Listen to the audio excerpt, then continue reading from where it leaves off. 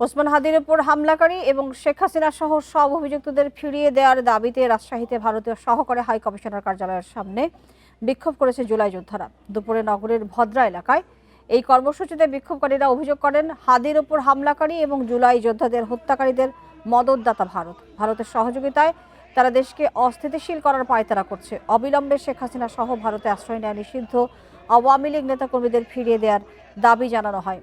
এই বিষয়ে অন্তর্বর্তীকালীন সরকারকে ব্যবস্থা নেওয়ার আহ্বান জানান তারা।